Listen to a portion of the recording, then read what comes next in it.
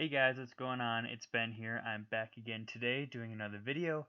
And the subject of today's video is going to be on the John Wall Bradley Beal Wizards, and we're going to be doing a continuation of the Rise and Fall series. I have a whole playlist on these videos. If you want to check it out, just go on the channel and check out the Rise and Fall playlist. I'm doing this with a bunch of different NBA teams from different time periods. Basically, the theme is examining different NBA contenders over the years and looking at why they came to be successful, maybe what their reasons for plateauing were or what their reasons for falling off were, and just examining them because I feel like a lot of teams we maybe take for granted and don't really look that closely at or just forget about once they're not relevant anymore. And so today we're looking at the Wizards with Wall and Beal. And personally, this is one of my favorite teams of all time, actually. So I'm excited to talk about them. And so just a few guiding principles as we go through the different seasons I want to examine. In the bottom left, you'll see regular season stats where I've highlighted games played, minutes played, field goal attempts, and percentage, 3-point attempts and percentage. Same with free throws. Then you'll see total rebounds, assists, steals, blocks, points. Same exact thing on the right, except those are the playoff stats.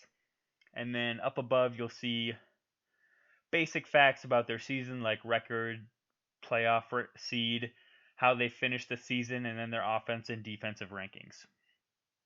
So, 2013 to 14 was the first year that this core of Wall and Beal made a playoff appearance. As you'll see from the statistics below, their offense was pretty well balanced. You had all four starters in double digits and pretty close as far as, only 6 points separating the the trailing scorer, Gortat, from the leading scorer, John Wall.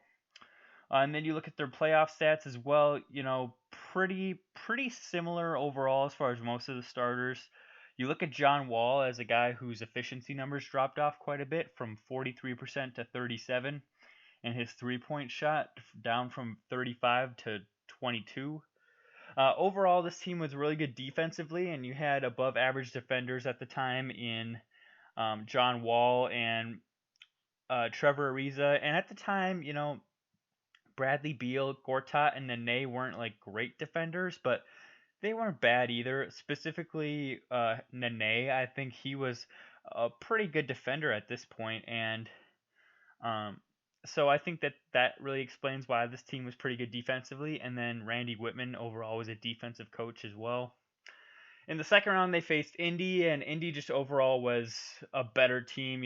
Paul George was better than anybody on this Wizards team at the time.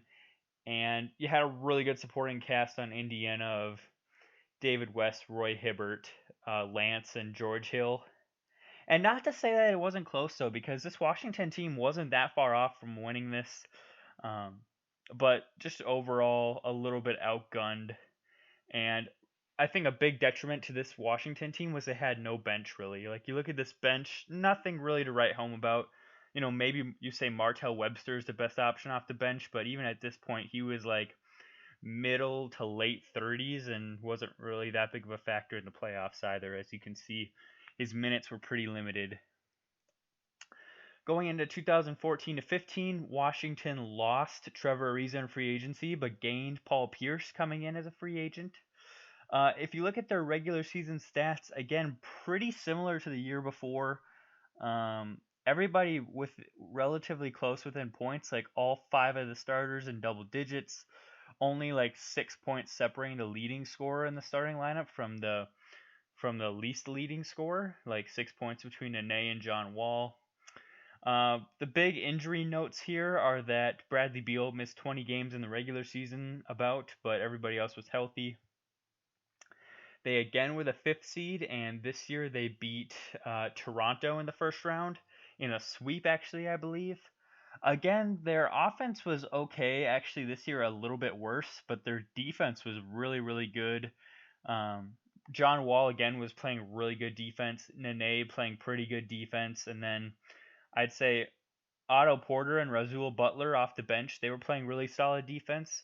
And then also Pierce was playing average defense. Same with Gortat, but I think when you point at this team, it's not that so much that they had this one or two overpowering defenders outside of Wall. They didn't really have anybody notable on defense. It's just that like as a unit they were really good.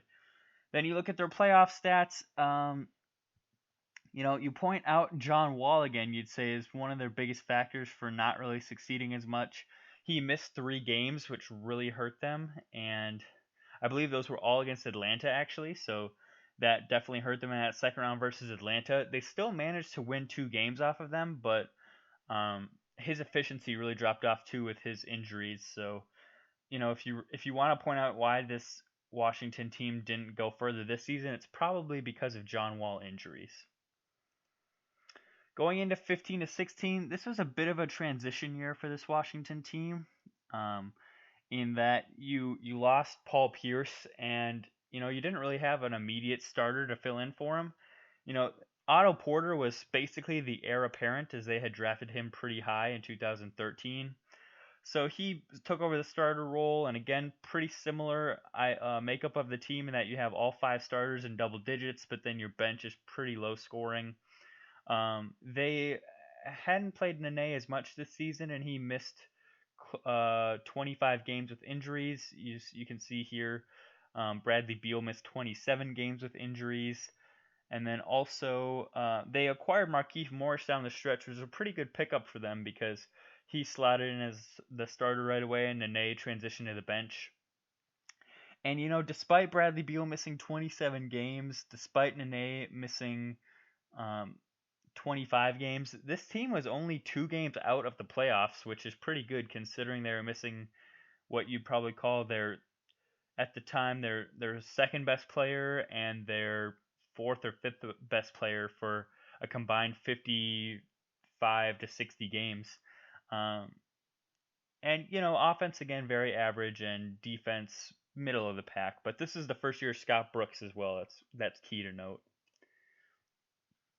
We get into 2016 to 17, and this is what you'd argue was the best year of this Washington team.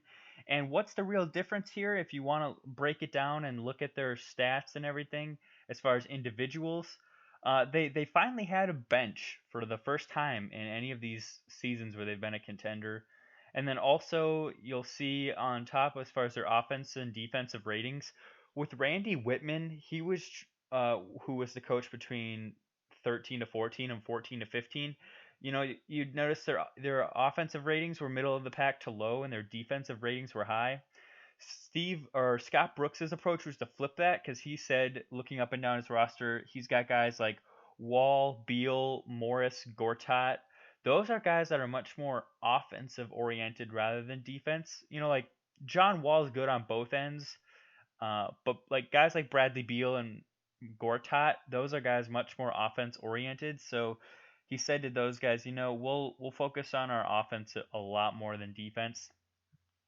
And then also they traded for Bojan Bogdanovic at the trade deadline, and he came off the bench and scored 13 points a game in only 23 minutes, which if you adjust it is like scoring like 19 points a game in 36 minutes a night. So he was pretty good. As you can see, efficiency was 46% from the field, 39% from three, so that's pretty good there. They had their highest win total of any of these seasons. You had Otto Porter rounding out into himself a bit more, averaging 13 a game on really good efficiency. And this was the last year of his rookie deal. It's also key to note here. And he was having basically an efficiency darling season, 52% from the field, 43% from three. He also had career high seasons as far as points and assists from John Wall, Bradley Beal, each averaging 23 per game. John Wall averaging 11 assists. And Gortat and Markieff Morris each having pretty standard seasons for themselves. And then Oubre being a pretty good force off the bench as well. In the playoffs, they played really solid actually as well.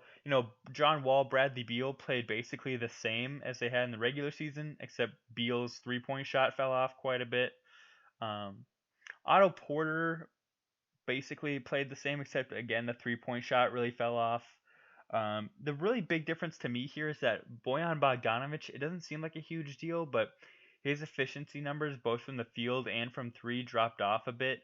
And not that he was the linchpin of this team or anything, but I think what had set this team apart during the regular season was they had a bench player who was really consistent and reliable for once, and basically they didn't have him be that same player in the playoffs, and they lost to Boston in Game 7 of the second round.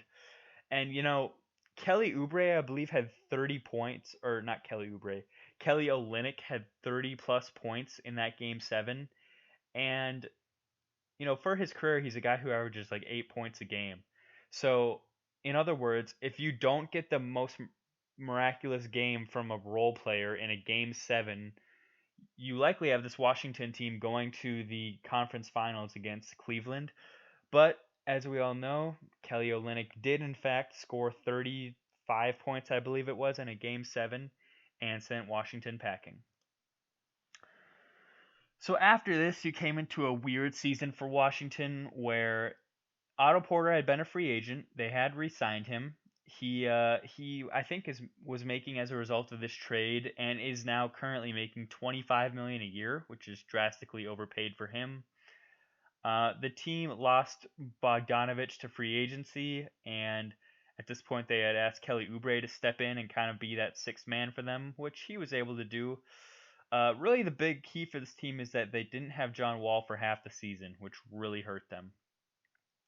You still had good seasons from the likes of Otto Porter, Bradley Beal, and Morris and Gortat, but not having John Wall for half the year pretty much sunk the season, in my opinion.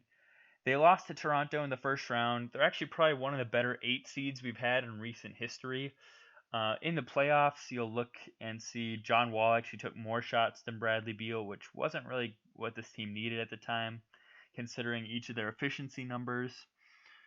You also had Markieff Morris dropping off a bit as far as production from 12 points a game to 10. Gortat being fine, but having slowed down quite a bit by this season. I think he was like 34. Otto Porter putting up decent numbers, but if Otto Porter's your third best player on any team, you're going to struggle to be a consistent threat in the playoffs. And we're at the end of the line here, and after this, John Wall suffered some injuries that have kept him out for almost 2 seasons now. And um, I guess if I have to sum up this team, I look at them and I say, what were they struggling with? Well, number one, for their first couple of seasons, they had really an offensive team, but their coach was really pushing them to emphasize defense. So they weren't really being coached right, in my opinion, those first 2 years.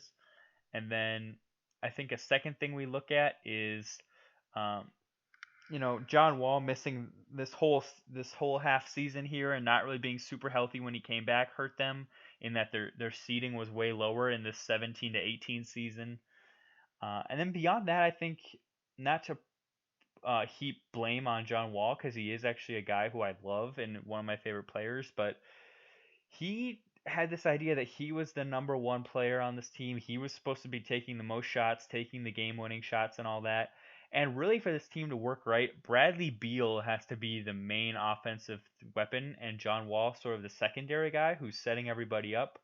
But John Wall, a lot of times, like you'll even see in this playoff series, he's taking 3 more shots a game than Bradley Beal, and that's just not the way that this team is set up for success. If you look at the season before, they're taking about the same amount of shots, but again, Wall takes more shots in the playoffs than Beal, but Beal's more efficient, and um, I just think that John Wall is a little too aggressive sometimes with his shot taking, and he should defer a little bit more.